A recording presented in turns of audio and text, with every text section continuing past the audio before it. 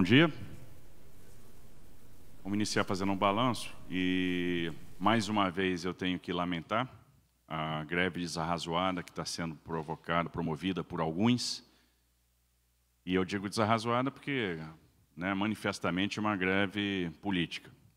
E por que isso? Ora, não tem pauta, não tem uma reivindicação do ponto de vista salarial, não tem uma questão trabalhista em jogo. É mais uma vez uma greve. Sou contra privatizações. Ou seja, sou contra aquilo que nós defendemos ao longo da campanha. Nós defendemos que iríamos estudar privatizações, concessões, participação do capital privado nos serviços públicos como forma de trazer investimento. Então foi um compromisso. Nessas horas você paga a servidão, paga o ônus da sua posição ao longo da campanha. Você se expõe ao debate. E existiam, naquela oportunidade, posições bastante antagônicas que foram avaliadas pelo eleitor. E essa posição foi a posição vitoriosa. Não aceitar essa posição é não aceitar o resultado das urnas. É não aceitar a opinião diferente. E nós tratamos isso com muita clareza. E nós temos procurado cumprir todos os nossos compromissos de campanha. Sabemos que temos aí um caminho longo pela frente, tem muita coisa para ser feita. Mas a gente disse que ia aumentar o salário mínimo para um patamar entre R$ 1.500 e R$ 1.600 e aumentamos. Nós dissemos que não reajustaríamos a tarifa do transporte coletivo, do transporte público no primeiro ano de mandato e não aumentamos. Nós dissemos que íamos investir na questão dos programas de profissionalizantes para os jovens, nos programas de estágio e colocamos o Jovem Aprendiz Paulista, como prometemos na campanha. Nós prometemos um currículo com mais matemática, com mais português, e fizemos isso. Prometemos que íamos fazer um grande programa habitacional, e hoje nós já estamos aí praticamente com 13 mil unidades habitacionais entregues e 106 mil unidades em produção. Nós prometemos trabalhar muito para que a saúde melhorasse, criamos aí a tabela SUS paulista, o incentivo de gestão municipal, vamos terminar o ano com mais de 1 milhão de cirurgias realizadas, e sabemos que tem muita coisa para fazer. Mas a gente está procurando seguir aquilo que nós prometemos na campanha. As desestatizações, os estudos para concessões não vão parar. Não adianta fazer greve com esse mote. Eu vou fazer uma greve que eu não concordo com a privatização. Nós vamos continuar estudando, nós vamos continuar tocando. Porque nós dissemos que faríamos isso. E a operação da Sabesp vai acontecer ano que vem. Pode ter certeza disso. E vai ser um grande sucesso. E é o que vai garantir para o Estado de São Paulo universalização do serviço de saneamento, aumento da disponibilidade hídrica, o alcance de pessoas que estão nas áreas rurais, que estão nas áreas regulares consolidadas, despoluição do Tietê. Muito investimento, a gente está falando de quase 70 bilhões de investimentos em saneamento básico no Estado de São Paulo. A gente está falando do estabelecimento de mecanismos financeiros que vão segurar a tarifa. A gente está falando de um modelo que garante, então, essa tarifa mais baixa do que ela é hoje, e que vai crescer num patamar muito mais baixo do que o patamar que está posto hoje. E a gente está garantindo o mercado da Sabesp, porque se nós não fizermos isso, a Sabesp vai perder mercado ao longo do tempo. E a gente vem explicando isso em todas as audiências públicas, em todos os fóruns de debate.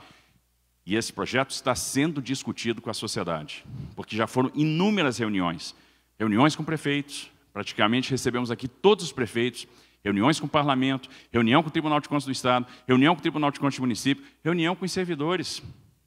Então, é um processo, audiência pública na Assembleia, audiência pública na Câmara de Vereadores, além das audiências públicas que fazem parte do próprio processo de desestatização. E nada vai ser feito sem muito debate. Agora, tem uma turma que não quer o debate, quer impor a vontade, querem desgastar o governo, desgastar o programa. E no que tentam atingir o governo, atinge em cheio o cidadão. O cidadão que fica sem o serviço de transporte, o cidadão que fica sem o metrô, que fica sem um transporte de massa, que vai chegar no final do dia, vai levar horas depois de um dia exaustivo para chegar em casa, que vai se acotovelar para entrar no ônibus, que vai enfrentar a superlotação. Esse cidadão é que vai sofrer. Isso não é justo, não está certo. Outra coisa que chama atenção é, mais uma vez, a decisão judicial é descumprida.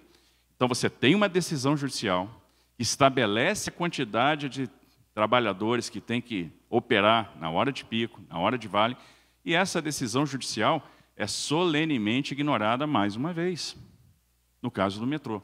Porque uma coisa que também chama atenção, e é importante que seja dito, e aí depois os presidentes das companhias vão poder falar, A operação da Sabesp hoje está normal. Praticamente nenhuma alteração. Em alguma estação da Sabesp, uma dificuldade para entrar por causa da realização de piquetes. Na maioria das estações, aqueles servidores que estavam escalados para cumprir a determinação judicial estão tendo acesso às instalações, então a Sabesp segue operando normalmente no dia de hoje. A CPTM segue com uma operação quase normal. Então, praticamente todos os servidores que foram escalados para comparecer ao trabalho, compareceram. Nós temos a linha 11 operando, a linha 12 operando, a linha 13 operando, a linha 10 não opera e a linha 7 opera com restrições, então está operando até Caieiras. Depois o Pedro detalha. E o grande problema, e a maior restrição, é de fato o metrô, onde a gente teve a maior adesão à greve. E entenda-se, maior adesão à greve, maior desrespeito também à decisão da Justiça. Então aquilo que a Justiça determinou, solenemente ignorado mais uma vez. Então, quando a gente enfrenta uma situação dessa, a gente busca a tutela do judiciário, a gente busca a proteção do judiciário para que o judiciário dê contornos ao movimento. O judiciário vai estabelecer como esse movimento vai ter que funcionar, que para tudo tem regra, até para greve. Então, quantas pessoas vão ter que trabalhar no horário de pico, no horário de vale, como é que vai se dar a operação, porque a gente está falando de um serviço essencial. E, mais uma vez, a decisão do judiciário é desrespeitada. É ignorada.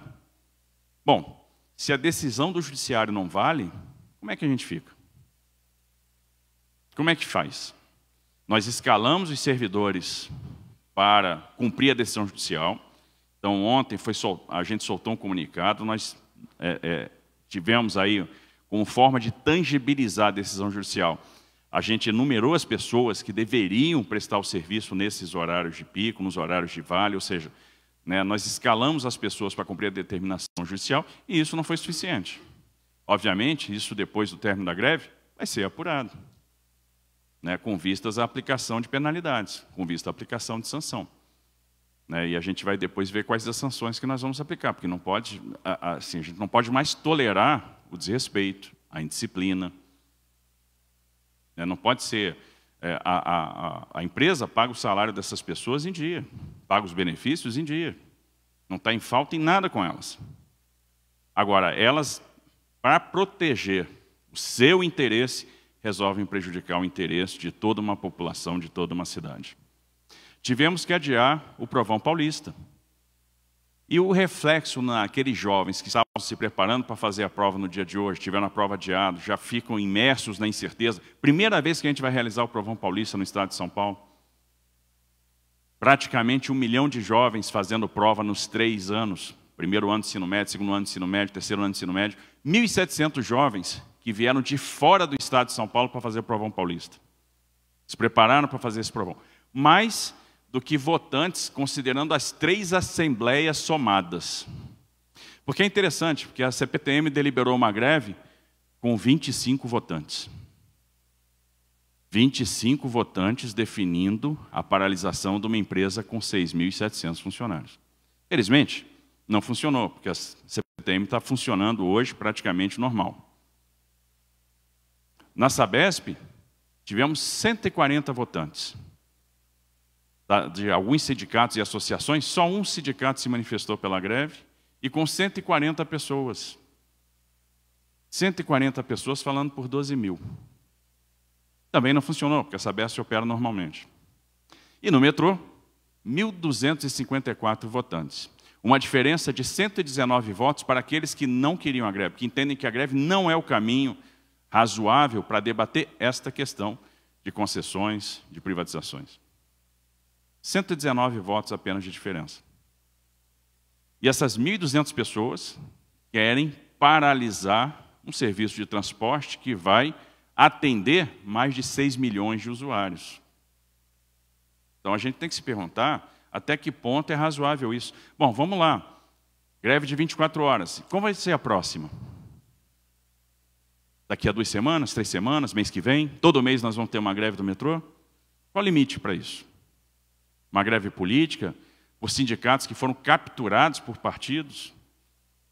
Não tem pauta. Eu sou contra a privatização. Ok. Não há conciliação possível, não há negociação possível com o governo. Porque nós vamos continuar seguindo o programa de governo. Nós vamos continuar estudando concessões. Nós vamos continuar estudando privatizações. Ano que vem, nós vamos fazer a privatização da EMAI. Ano que vem, nós vamos fazer a privatização da Sabesp. Né? E diga-se de passagem, o Estado de São Paulo vai continuar sendo um dos principais acionistas da Sabesp, que é o que vai garantir o cumprimento de todos os investimentos que nós estamos amarrando contratualmente. É o que vai garantir os aportes financeiros que vão segurar a tarifa quando a base de ativos crescer. Um modelo que está muito bem construído e sendo elogiado aonde a gente vai. Basta ver o que aconteceu com as ações da Sabesp nos últimos dias. Isso significa interesse, aprovação no modelo. E essa turma fica, não, sou contra, sou contra, sou contra. Então, lamento dizer, mas nós não vamos deixar de trabalhar. Nós não vamos deixar de cumprir aquilo que nós nos programamos a fazer. Não adianta fazer greve. Não tem o que ser negociado. Não tem o que ser tratado. Não tem acordo. O governo vai continuar fazendo desestatizações. E eles vão continuar não concordando. Não concordar é legítimo. Ninguém é obrigado a concordar. Até porque tem um interesse muito próprio, aí, muito corporativo. Um interesse muito particular dessa turma. Não concordar, ok. Agora, esta não é a via adequada para manifestar a discordância. Não é prejudicando o interesse de todo mundo. Não é prejudicando o interesse do cidadão, não é privando o cidadão do direito de ir e vir, não é prejudicando o cidadão que tem que ir para uma entrevista de emprego, não é prejudicando o cidadão que quer acessar uma consulta médica, não é prejudicando o cidadão que precisa ir para a escola, que precisa ir para a faculdade. Não é este o caminho, impondo o sofrimento. Não é o caminho do sofrimento que a gente vai chegar a algum lugar. Então é mais uma vez uma greve, mais um dia de caos, mais um dia de sofrimento, para chegar aonde? Lugar algum. Com que objetivo? Nenhum. E aí se busca desgastar. Desgaste volta. O desgaste, no final das contas, é da sociedade, é do cidadão, que, mais uma vez, é privado de serviço. E aí, eu sou contra a privatização, mas vamos lá. Linha 4 amarela, que é a melhor linha do metrô, hoje está operando normalmente. A linha 5 lilás está operando normalmente. A linha 8, diamante, está operando normalmente. A linha 9, esmeralda, está operando normalmente. As 4 linhas privadas estão operando normalmente. Ora, então, somos contra a privatização, mas na hora que a gente precisa botar o sistema à prova, aquele sistema, né, aquelas linhas que vão nos garantir a regularidade, a disponibilidade, são justamente as linhas privadas. Mas o que a gente percebe, uma adesão bem menor do que foi a do dia 3 de outubro, as linhas da CPTM estão operando praticamente com a sua capacidade normal, exceção a linha 10 e a linha 7, são sindicatos distintos. Observe, uma das pautas, nós somos contra a concessão da linha 7, que faz parte do trem intercidades, da modelagem do trem intercidades, da ligação Campinas-São Paulo. E aí eu pergunto, será que é justo o cidadão de São Paulo ficar sem o trem intercidades? Nós dissemos na campanha que faríamos o trem intercidades. Quer dizer, não merecemos ter a ligação de passageiros Campinas-São Paulo? É isso? Vamos abandonar este projeto? Claro que não, nós vamos tocar. O leilão está marcado para fevereiro, nós vamos fazer. Tem interessado, tem gente forte estudando. O leilão vai ser um sucesso, vai ser bem sucedido. Esse projeto vai ser posto para frente, vai acontecer. Daqui a alguns anos nós vamos ter o cidadão saindo de Campinas e chegando em São Paulo, em 64 minutos. Descomprimindo vias importantes, descomprimindo bandeirantes. São Paulo merece ter o trem intercidades. Vai ser o primeiro. Porque depois vai vir um Sorocaba-São Paulo, depois vai vir um São Paulo-São José dos Campos. Nós temos que dar o primeiro passo, e nós vamos dar. Pensando Estado. Porque, por que a gente tem que pensar em Estado? Porque ninguém vai botar 8,5 bi de recurso do Estado para ver algo que vai acontecer vai operar mesmo daqui a 7 anos, daqui a 8 anos. A gente não vai ver, eu não vou ver o trem operando, mas ele vai operar. E a gente tem essa firmeza de propósito, e a gente quer que São Paulo tenha o trem intercidades. É por isso que a gente vai tocar. É por isso que a gente não vai parar. Então não faz sentido questionar a linha 7. Mas nós somos contra os cortes na educação. Que corte? Fala para mim, que corte? O orçamento de educação no ano que vem é o maior de todos os tempos. O que vai ser empregado na função educação é o maior orçamento da história. Fala para mim qual é o corte. Ah, vamos cortar 9,6 bi do orçamento da educação. Aonde? Quem disse? Falso. Vão tirar dinheiro das universidades. Não, tem recurso vinculado, 9,57% de ICMS. Falso também. Não vai ter creche. Falso. Nós temos a maior programação de construção de creche da história de São Paulo. Nós vamos atender os municípios que hoje não têm creche. Nós temos um plano de primeira infância. Então eles querem impor uma narrativa, sei lá com que objetivo. Não funciona, não vai funcionar.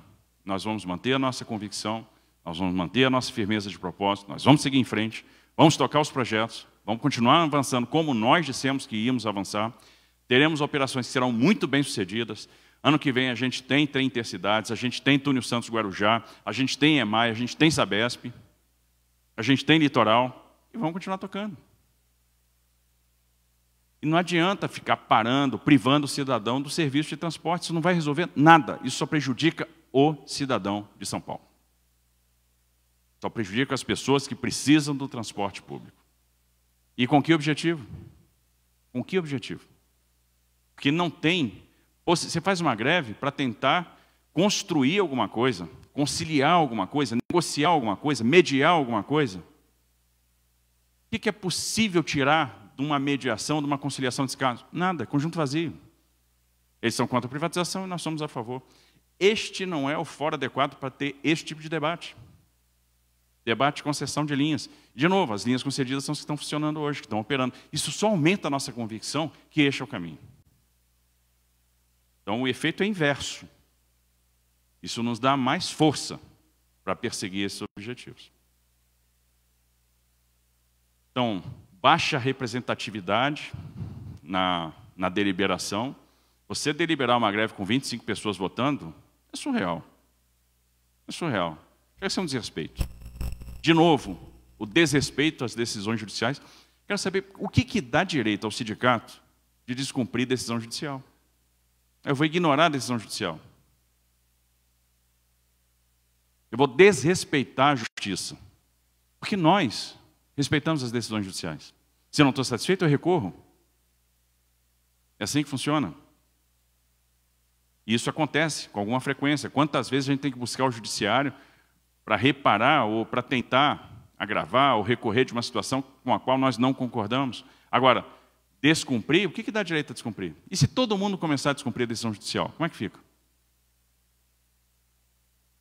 Não, saiu a decisão justiça? Ignora. Mas eu vou procurar a justiça contra a escala dos servidores, porque eu considero isso atitude antisindical. Espera aí, mas aquela mesma justiça que você desrespeitou? Aquela mesma que você ignorou? É essa que você vai procurar? Assim, a gente tem que começar a parar para pensar qual é a sociedade que nós queremos. Se é a sociedade do desrespeito, a sociedade da indisciplina, a sociedade da anarquia, a sociedade da bagunça. Não é essa sociedade que nós queremos. E nós vamos continuar seguindo o nosso barco, nós vamos continuar seguindo nossos projetos, sem medo, com altivez, com firmeza de propósito. E não é esse tipo de movimento que vai nos parar. Nós vamos continuar tocando o barco, porque é bom para o Estado de São Paulo e nós temos essa convicção. Nós temos essa convicção que nós podemos trazer mais investimento, que nós podemos gerar mais oportunidade, que nós podemos melhorar a qualidade do serviço público, e é isso que nós vamos perseguir. Da mesma forma que nós nos comprometemos a fazer. Bom, eu vou passar aqui para o André Salcedo para ele falar um pouco do cenário Sabesp, depois eu passo aqui para o Pedro falar da CPTM e depois para o Júlio falar do metrô. Obrigado, governador. Bom dia a todos. Bom, com relação às operações da Sabesp, tudo ocorre normalmente. Os sistemas produtores de água, sistemas de tratamento de esgoto também, as equipes de manutenção em campo também estão respeitando o limite imposto, né, e deliberado pela Justiça de 80% do quantitativo, trabalhando nas funções essenciais. Nas nossas unidades, na região metropolitana e no interior, nós tivemos casos muito pequenos e pontuais em que a gente teve que pedir ajuda de reforço policial para autorizar, manter o cumprimento das decisões judiciais, mas já estão resolvidos. Então, de uma forma geral, a adesão é baixa, os sistemas estão operando normalmente e a nossa perspectiva é que o dia transcorra normalmente e sem grandes impactos na produção. E aí, se o governador me permitir, acho que é importante comentar que na nossa administração, seguindo a orientação do governador, sempre houve muito diálogo. A primeira reunião que eu tive quando assumi a empresa foi com os sindicatos e com as associações, explicando a nossa visão com relação à companhia, o potencial que a companhia tinha e tem de ser mais moderna, ser mais eficiente. A gente vem implementando essa agenda na companhia ao longo desse ano, com uma grande reestruturação, que já tem impacto, não só operacionalmente, mas no reconhecimento por parte do mercado de capitais, na valorização das ações, que se conecta com o plano de desestatização. Então, essa jornada tem sido muito comunicada, com muita transparência para os funcionários. Há um mês atrás, eu chamei uma reunião com os sindicatos e associações novamente, na semana passada, para explicar como que a gente estava andando com a reestruturação da companhia e o processo de desestatização com mais detalhamento agora que o governo já avançou alguns passos nesse detalhamento. O único sindicato que não compareceu a essa reunião foi o sindicato deliberador da greve. Então, a gente busca o diálogo, a gente está aberto ao diálogo, e essa greve, em nenhum momento, nenhuma demanda foi trazida à companhia. O que a gente lamenta muito. A gente está disposto sempre a conversar, entender e levar aquilo que for razoável para a deliberação e consideração do governo. A gente demanda isso dos funcionários, dos sindicatos, nos ajudem a fazer desse processo de desestatização um processo bom, robusto, adequado, aderente àquilo que a gente entende de bom para a empresa e bom para os funcionários. Estamos abertos a isso, o governador está aberto a isso, a gente tem sido muito receptivo a qualquer tipo de demanda e nada foi trazido. Então a gente pede, mais uma vez, responsabilidade.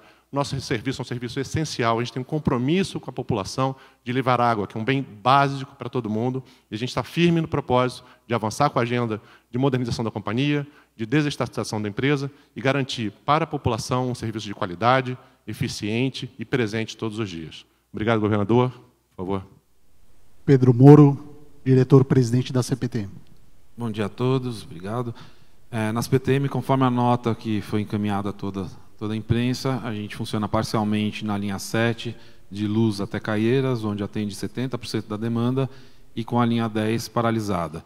Essas duas linhas são representadas por um sindicato e é onde a gente tem a maior adesão de maquinistas e por isso a gente não consegue operar. As linhas 11, 12 e 13, linha 11 parcial também até Guaianazes, a gente deve aumentar esse trajeto ao longo do dia, com a entrada de novos colaboradores que estão se apresentando, e a 12 e a 13 funcionando normalmente em toda a sua extensão. Eu acho que cabe ressaltar aqui, primeiro agradecimento à SP Trans e à MTU também, que novamente estão fazendo um trabalho de colaboração para atender a demanda necessária, principalmente na linha 10 da MTU, e a SP Trans fazendo os trajetos direto até o centro. E um dado importante, o governador colocou que uma pequena parcela só, de 25 funcionários deliberaram por parte da greve, e há um outro caso bastante emblemático, que já está sendo tratado pela polícia, que é a quantidade de atestados médicos. Então, boa parte da companhia já entendeu que não é o caminho a greve, não aderiram à greve, a gente tem um número de não adesões muito maior, mais que o dobro da primeira greve, então eles já entenderam que esse não é o caminho, que a gente tem que continuar atendendo a população, que é o que a gente faz, mas alguns que estão aderindo à greve estão emitindo uma série de atestados médicos. A gente teve um aumento de quase 5 vezes o número de atestados médicos médios do dia na greve passada, e essa não está diferente. Isso já é alvo de um inquérito policial para a gente poder entender e saber quais são as consequências. E todos aqueles que aderiram à greve podem sofrer as medidas cabíveis ao longo do processo. Júlio. Júlio Castiglione, diretor-presidente do Metrô. Bom dia, senhores e senhoras. Governador e os meus colegas que me antecederam já expressaram com muita clareza nosso sentimento, nossa convicção e também um pouco da nossa resignação. Antes de falar um pouco do serviço do metrô, eu ainda vou me dar o direito aqui, mesmo me recuperando de um resfriado, peço desculpa pelo tom de voz, para falar do meu coração. Assim. O governador me convidou há cerca de 8, 9 meses para presidir a maior empresa de transporte urbano do Brasil e, reconhecidamente, uma das melhores do mundo. Foi tempo suficiente, governador, para entender o que é feito dentro do metrô há mais de 55 anos. São 5 décadas e meia que a Companhia do Metropolitano assume uma posição central para cada paulistano e para cada paulista. Paulista se encontra no metrô, se vê no metrô.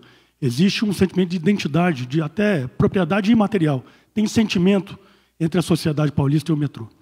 E o que está sendo feito nessa quadra da história com o metrô é algo realmente triste. Realmente triste. Desses 8 meses eu tenho visto muita gente aguerrida, muita densidade, com muita robustez técnica, que já entendeu o momento. Entendeu que, mais uma vez, a gente está diante de um desafio que é comum, que faz parte da história do metrô, que é a vocação para se reinventar. Nos 55 anos de história do metrô, ele só foi importante, ele só teve essa posição central, Salve, porque esteve disposto sempre a se manter moderno, a se fazer boas perguntas e dar boas respostas. É isso que o governo está fazendo.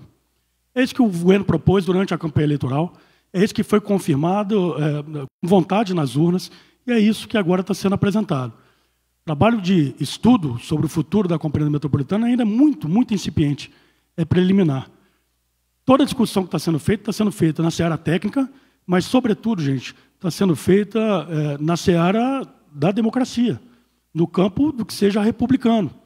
Então, todas as audiências que hoje estão sendo feitas no ambiente da Sabesp, a Salcedo, serão feitas oportunamente também em relação ao metrô. O que isso não pode fazer é desnaturar esse discurso e trazer para um discurso que eu considero violento. Bem, também nesse tempo, eu tenho percebido que é meu dever esclarecer a sociedade paulista que a imagem que está sendo criada por um pequeno grupo, que está aqui se arvorando do interesse público, ou do discurso do interesse público, mas, na verdade, para preservar o seu interesse privado, o interesse de poucos, é uma imagem equivocada.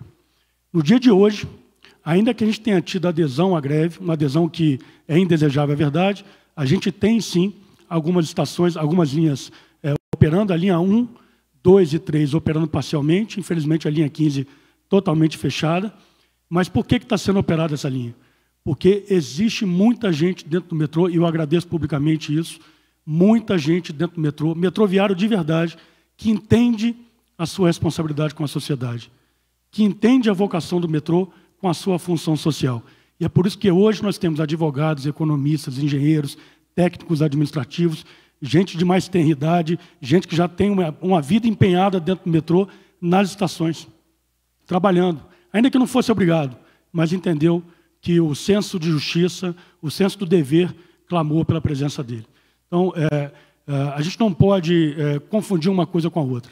A gente precisa combater, repito, democraticamente, republicanamente, no campo das ideias, aquilo que a gente discorda. A gente deve combater, inclusive no campo judicial, a postura tão refratária do sindicato, mas a imagem do sindicato, gente, não é necessariamente a imagem do metroviário. Vou repetir. Sindicalista não necessariamente é o metroviário que todos os dias atendem vocês, que nos atende. Só para finalizar um ponto, a gente tem visto muita guerra de narrativa. Então é importante trazer a verdade. A gente vê, por vezes, discursos simplistas. O sindicato fez diversas assembleias nos últimos meses. Só no mês de outubro foram 2 paralisações, uma delas violenta, e eu digo violenta porque sequer contou com a Assembleia em aprovação, não teve voto.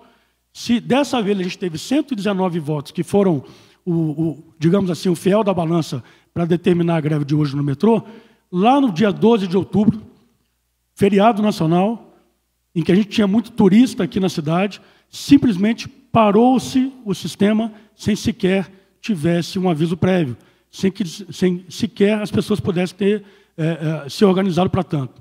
Eu vi, pessoalmente, algumas imagens que são que causam resignação, para dizer o mínimo. Eu vi sindicalista entrando no metrô, entrando no trem, mudando a configuração do trem, tirando a comunicação ou limitando a comunicação com o Centro de Controle de Operações, passeando entre os passageiros. Eu estou me referindo aqui a senhores de idade, mais de 80 anos aparentemente, senhora com criança no colo, com compras à mão, crianças também curtindo o Dia das Crianças, ou pelo menos pretendendo fazê-lo, e a pessoa, o sindicalista entra, faz a configuração ser alterada, sai do metrô e não avisa ninguém. Não se dá nem a dignidade de avisar as pessoas, olha, o trem não vai sair. E as pessoas ficam lá 40, 50 minutos esperando uma mensagem. Isso não é ser metroviário, gente.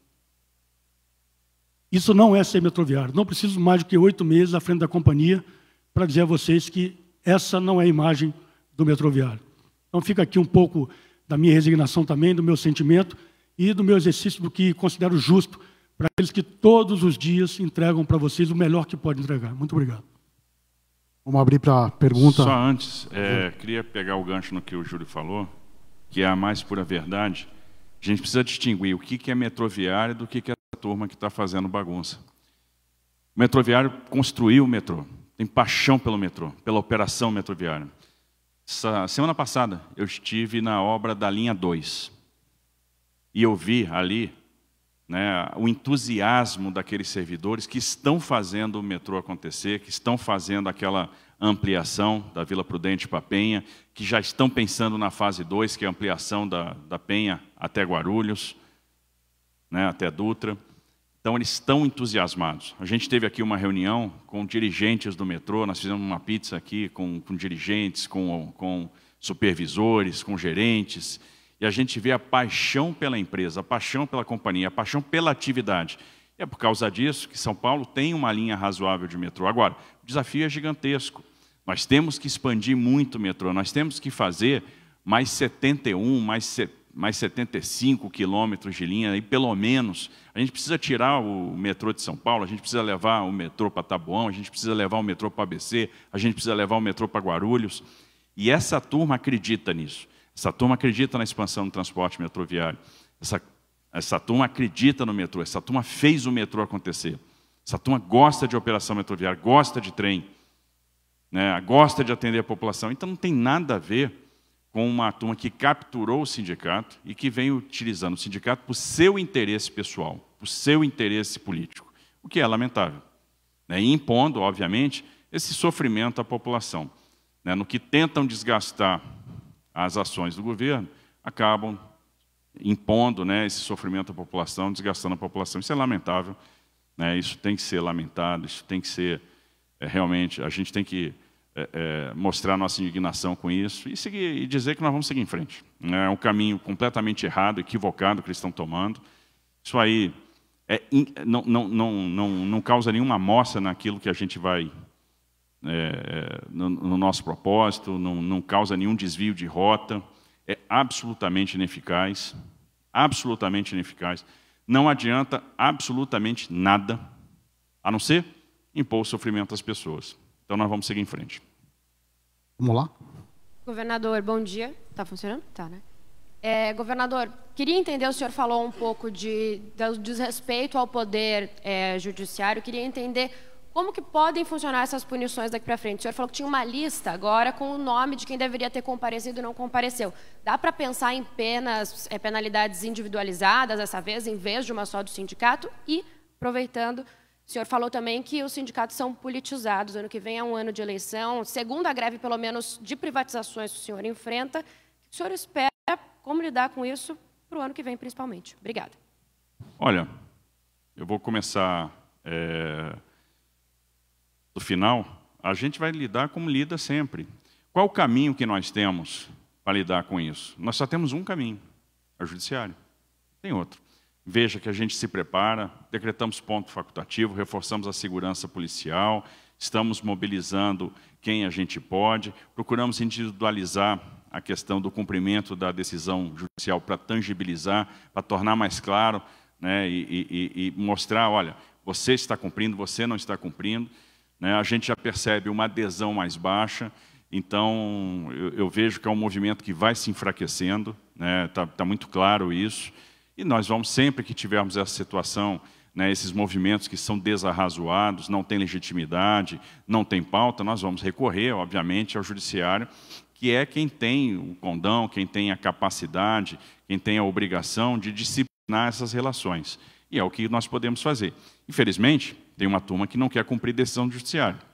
E é por isso, e aí já respondendo à primeira pergunta, que nós procuramos, a partir da decisão do judiciário, escalar as pessoas, ou seja, é 80% que vai ter que trabalhar na hora de pico, 85% no caso da CPTM, né? Quem são essas pessoas? Individualizar as condutas, porque as pessoas se abrigam, né, no coletivo, no sindicato. o sindicato descumpriu a decisão. Aí o judiciário vai lá e aplica uma multa no sindicato. O sindicato alega depois que não tem dinheiro para pagar e não paga. Né? E aí não há também o bloqueio das contribuições sindicais, que é uma medida que poderia acontecer. Né? Então, eles solenemente vêm desrespeitando essas decisões. Então, nós vamos pegar quem desrespeitou a decisão. Você foi escalado para cumprir aquela decisão. Então, nós estamos adstritos aos limites imposto ali pelo judiciário. Né? Então, o judiciário impôs aquele percentual e nós escalamos as pessoas para cumprir aquela decisão. Essas pessoas não cumpriram, elas são passíveis de sanção. E nós vamos estudar que sanção que nós vamos aplicar. Governador. Desculpe, só para fazer um pequeno complemento, governador, com sua permissão. Eu falei de guerra de narrativa e mais uma vai se estabelecer. Porque toda vez que a gente exige que se cumpra uma decisão judicial, aliás, não era nem para a gente exigir, era para ser cumprida, porque a força coercitiva do Poder Judiciário deve ser respeitada, mas toda vez que a gente pede cumprimento, isso tem sido descumprido. Então, a gente está estudando as punições no limite da legislação trabalhista, no limite dos comandos judiciais, mas a gente não vai divorciar dos nossos princípios. Nós não somos sindicato. Então, nós vamos fazer isso com parcimônia, com tranquilidade, com senso de justiça e sem nenhum assodamento. Então, nos próximos dias, a gente vai estudar isso. Muito provavelmente haverá, sim, punições. Seria precipitado dizer quais são, quantas são, mas isso, de fato, está no radar. O que vai vir de guerra narrativa, eu já antecipo, é que dirão, eles estão punindo trabalhadores pelo direito de greve. Não é verdade. O direito de greve é um direito constitucional, deve ser garantido assim como outros, aliás, o direito de locomoção também, o direito de ir e vir, e quanto a isso a gente não tem nenhuma negociação a fazer. A gente está respeitando o direito de greve. O que está ocorrendo, porém, é o descumprimento de uma decisão judicial. Então, pode parecer um preciosismo, mas considerando que a gente pode prever uma guerra de narrativa, eu já digo, não haverá punições pelo exercício do direito de greve, mas, eventualmente, se houver punição, será por descumprimento de decisão judicial.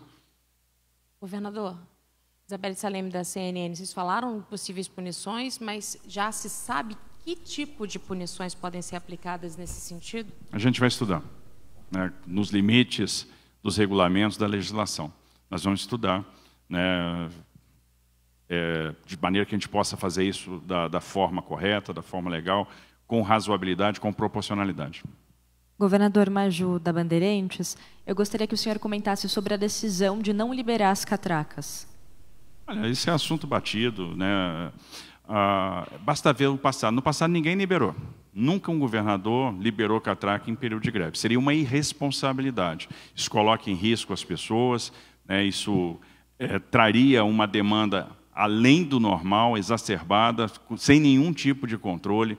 Nós poderíamos ter pessoas se acidentando, caindo nas linhas. Então, quer dizer, uma irresponsabilidade, é algo que compromete a segurança, é algo que é afastado de pronto. O próprio judiciário não tem concordado com esse pleito de liberação das catracas. Então, é uma coisa absolutamente desarrazoada e nós não vamos topar. Senador, bom dia. Beatriz, da Record. A gente está ao vivo agora para o Balanço Geral amanhã. O senhor falou que fazer greve, fazer a população sofrer por ser contra a privatização não é a via correta, né? E o senhor disse que abriu antes a palavra para eles. Eu queria que o senhor explicasse como é feito isso, até para as pessoas entenderem. Poxa, então não pode ser contra? Não é isso, né? Mas que meio que deveria ter sido feito antes para não chegar à greve? Então, vamos lá. Todo o processo de desestatização, todo o processo de transferência de um ativo ou de um serviço para iniciativa privada, seja pela via da PPP, seja pela via da concessão ou da privatização, tem várias etapas e é precedido de audiências. Então, você tem os momentos corretos de se manifestar, de contribuir no processo, de mostrar contrariedade. Por exemplo, nós chamamos aqui os 375 prefeitos que são atendidos pela Sabesp. Né? Fizemos reunião com mais de 350. Eu participei pessoalmente dessas reuniões. Nós conversamos com 62 parlamentares da base sobre Sabesp. Nós fizemos apresentação para o Tribunal de Contas do município, fizemos apresentação para o Tribunal de Contas do Estado, participamos de audiência pública na Câmara Municipal de São Paulo, participamos de audiência pública na Assembleia Legislativa. Nós teremos as audiências públicas do processo de desestatização. Então, são várias etapas de audiência, de consulta, ou seja, várias oportunidades para apresentar manifestação, para apresentar contribuições. Né? Tem um processo legislativo em curso, onde as pessoas podem participar, cobrar os parlamentares, fazer inserções, definir contornos, definir balizas. Ou seja, qualquer processo de desestatização, ele é muito conversado. E esse da Sabesp em particular, que é o que está mais adiantado, e não vai ser diferente no metrô, não vai ser diferente na CPTM, ele é muito, muito trabalhado, ele é muito conversado. Ninguém tira um modelo da cabeça, toca um modelo, faz um leilão, sem entender o que as pessoas estão pensando. Por exemplo, nós fizemos aqui mais de uma reunião com servidores da Sabesp. Eu, pessoalmente, recebi aqui 44 superintendentes da Sabesp. Como, recentemente, eu conversei com os dirigentes do metrô. Então, ninguém está se furtando a conversar, ninguém está se furtando a discutir o futuro, a revocação das empresas, né? Agora, eleger essa via da greve, não é, de fato não é a via adequada, porque a greve não tem poder de mudar o curso dessas decisões, ali não tem nenhuma contribuição sendo feita. Qual é a contribuição que está sendo feita para o processo? Qual é a contribuição que está sendo feita para os modelos? O que está sendo de fato discutido nessa greve? Ah, não, a gente é contra a privatização. Ah, você não é obrigado a concordar, mas você vai tirar o transporte do cidadão, o cidadão vai pagar essa conta por você não concordar? E aí você não concorda com a privatização da Sabesp e você para o metrô? Não faz o menor sentido, né? Então, o processo do metrô, o processo da CPTM está no início. Previsão de fazer leilão, caso seja... qualquer decisão dessa é precedida de uma análise de vantajosidade. A primeira coisa que você faz. Você não segue em frente se não estiver absolutamente convicto que você vai fazer a diferença, que você vai trazer mais investimento, que o serviço deve melhorar, né, que você vai garantir modicidade, que você vai garantir aqueles pressupostos do serviço público. Então, tem muitas etapas a serem percorridas. De fato, o projeto da Sabesp é o mais adiantado. Aí a Sabesp está lá, a Sabesp está funcionando hoje, normal. E é o processo mais adiantado, mas o que parou é o metrô. Né? Qual o objetivo? Quem é que está na frente desse sindicato do metrô? E não são metroviários de verdade, não são pessoas que têm paixão pelo metrô. São pessoas que estão vendo outros interesses. Né? Então, esses processos são muito discutidos. E, olha, já participei de muitos processos de desestatização na minha vida, foram mais de 200. Né? A gente já tem alguma experiência, alguma estrada nessa questão. Os debates são sempre muito ricos. Se você for ver o projeto de lei da Assembleia, que foi aprovado no Congresso de Comissões, né, da Sabesp, já é diferente do projeto que o governo do Estado de São Paulo enviou para a Assembleia. Então, ali a gente já contou com contribuições dos parlamentares, contribuições que chegaram via sociedade. Nós vamos ter esse debate também com a sociedade em termos de construção de modelo. Enfim, esses processos são muito debatidos, porque se não for debatido, dá errado. Se não for debatido, você não traz investidor, se não for debatido, ele não dá certo. Então, eles precisam ser debatidos para que todo mundo tenha clareza do que está acontecendo. E quanto mais transparente, mais bem-sucedido é o processo. Governador, bom dia. Marco Pagete, do SBT. Governador, ontem a Polícia Civil informou que na greve de 3 de outubro, a linha 9 Esmeralda sofreu sabotagem. Foi uma das linhas que operaram ao longo da greve de 3 de outubro. Hoje, houve alguma mudança no esquema de segurança das linhas em operação para que não haja sabotagem novamente? Olha, de fato, embora o inquérito não tenha sido relatado, toda a parte pericial, toda a parte de investigação já está bastante adiantada, já se constatou de fato que houve sabotagem. Isso não é um caso isolado, tem acontecido, tem havido sabotagem em aparelhos de mudança de via, tem havido sabotagem nas vias de alimentação aéreas, tem havido subtração de cabos, né, de componentes importantes para a operação, infelizmente é uma realidade. Reforçamos a segurança, então há a segurança privada das concessionárias, há a segurança paisana, nós temos também um monitoramento, o policiamento ostensivo da polícia. Então nós temos hoje um efetivo policial bastante grande, mobilizado nas estações do metrô, nas estações da CPTM, ou seja, então tem um monitoramento aí que nós estamos fazendo e determinamos também o reforço, a vigilância nessa segurança privada, para que a gente não tenha novamente episódio de sabotagem. Infelizmente, isso vem acontecendo, né, foi uma realidade no dia 3 de outubro, vamos fazer todo esforço. Obviamente, tem uma responsabilidade das concessionárias privadas também para impedir que isso aconteça, eles têm a responsabilidade de manter a integridade das suas linhas. Obviamente, tem uma questão de segurança pública que a gente está bastante empenhado aí. Tem o Pedro que vai dar uma informação sobre a operação da CPTM. partir de agora, das 10 da manhã, a gente amplia e faz parcialmente também a operação da linha 10 entre Brás e Rio Grande da Serra. Brás e Mauá, desculpe. Então, a partir das 10 da manhã, pelo menos até as 15 horas, a gente consegue garantir com o efetivo que tem entrado. Então, a adesão continua cada vez menor, a gente teve uma escala agora entrando, uma adesão menor à greve, portanto, a gente conseguiu ampliar e vai, a partir das 10, operar a linha 10, ou seja, todas as linhas das PTM estarão funcionando, algumas parciais, outras totais. Mais duas, por favor. Zelda. Governador, Zelda Mello, TV Globo. Eu queria saber, vocês avaliam que a adesão foi bem menor dessa vez, mas existe um índice que meça essa adesão? Vocês já conseguem contemplar se, de repente, foi 80% ou 60%? Já, e a própria operação das linhas mostra isso, né? A gente tem aproximadamente 70% do efetivo da CPTM trabalhando, né? A gente tem aquilo que foi determinado pelo Judiciário na Sabesp, então os 80%, não é isso? Que foi determinado pelo Judiciário trabalhando, ou seja, decisão judicial respeitada na Sabesp. Nós tivemos quase a decisão judicial respeitada na CPTM, então a gente chega a 70%, né, daquilo que foi determinado. E o maior problema, realmente, a metrô é onde a gente tem a maior adesão, a gente tem aí 88% de adesão à greve, né? Ou seja, aí um descumprimento muito grande daquilo que foi determinado pela Justiça. O metrô é o grande problema. A última, para fechar, por favor, Isabel. Eu queria perguntar para o Pedro um esclarecimento sobre o registro de atestados médicos. Isso foi em outubro ou foi agora? E 5 vezes mais em outubro ou agora nos dois? Em outubro, 5 vezes mais já constatado em outubro, e o alvo do inquérito policial. E agora, até as 8h30 da manhã, já temos mais do que o dobro de um dia normal. Obrigada. Valeu, gente. Muito obrigado. A SECOM continuará informando a situação da greve. Obrigado. Bom dia a todos.